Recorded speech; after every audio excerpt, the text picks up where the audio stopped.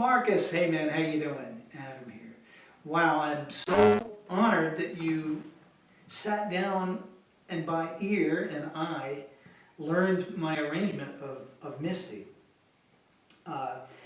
In this lesson, as your reply, it's really not the right format for me to go through every single chord and fingering in detail.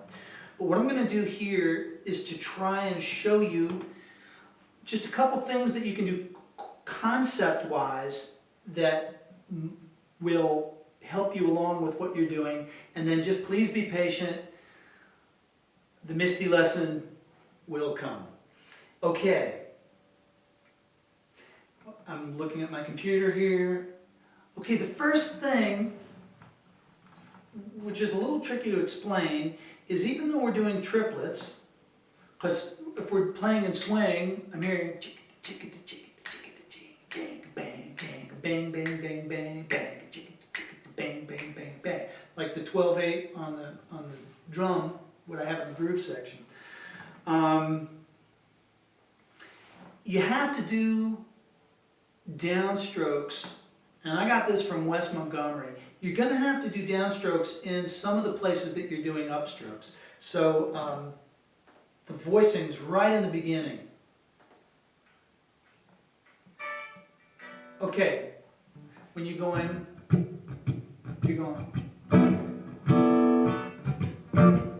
you're mixing.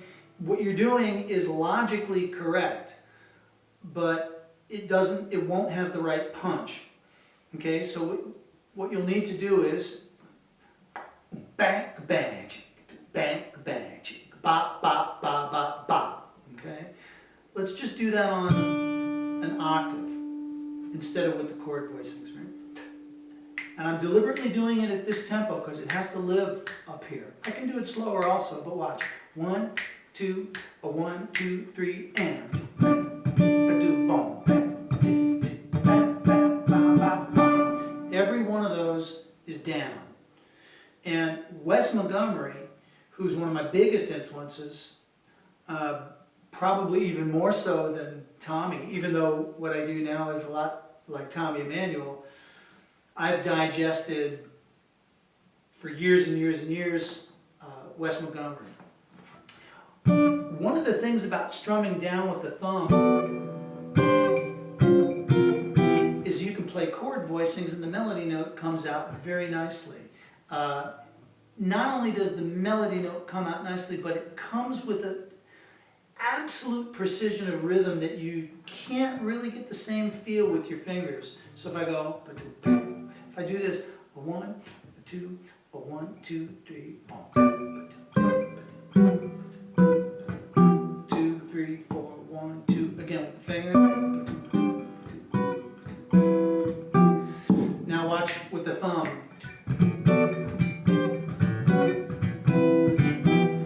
That really, what you're doing rhythmically and physically when you're playing down with the thumb, you're doing more of what the drums would be doing. It's kind of like you're going bang, bang, bang, bang, bang. And so this is a very subtle point. You might just have to trust me right now. The notes are right if you pluck with the fingers. The notes are the same. But it's like somebody speaking a foreign language instead of speaking their language that they're born speaking. So this is, that's what it sounds like, you know, if I try to speak Italian. But this, that's what it sounds like when an Italian person speaks Italian. I don't know if that's a good analogy, but so in the beginning, 1, 2, ready, and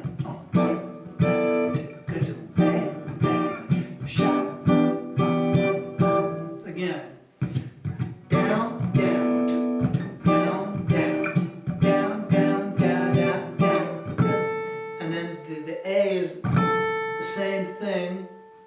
I do it with the backs of the fingers. 1, 2, 3, go. Bang, bang, bang. I don't even know where that is in the rhythm. Where is that?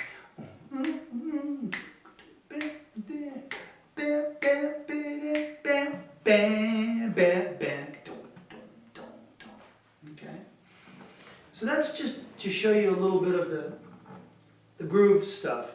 And like the lesson on Girl from Ipanema, you know, very often, this might sound crazy, but I'm a little insecure about my guitar technique, and I'll explain why. Because I really don't play in a conventional finger-picking or classical style where I really have as much control over individual fingers on strings as possible. And one of the reasons that I've developed in the direction that I've developed is I saw this need for either like that or hitting melody notes. This may look sloppy,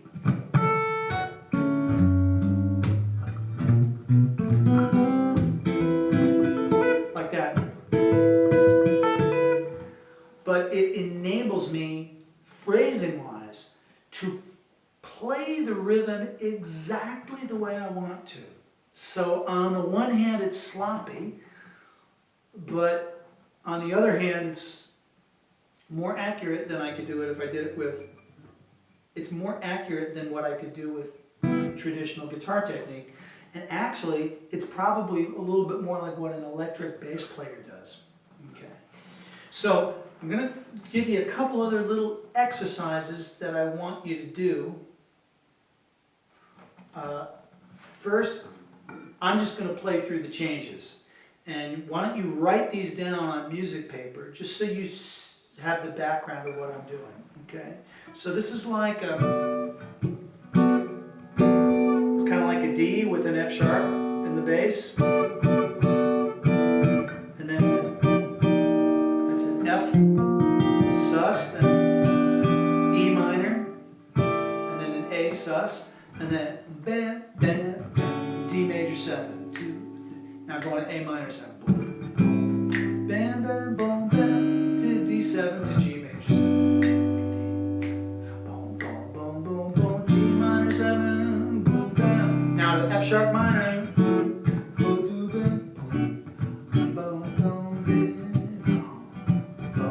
It's a C7, B7. Again, A minor 7, D7, G7. This will all be in the help file when I make the lesson. Sorry about that, E minor.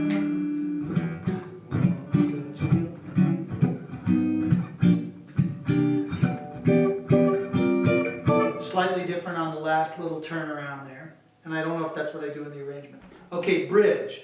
1, 2, 3. People say that you're leading me on. This is all A minor, so I'm going. Okay, one more time. People say that you're leading me on, but that's just D7.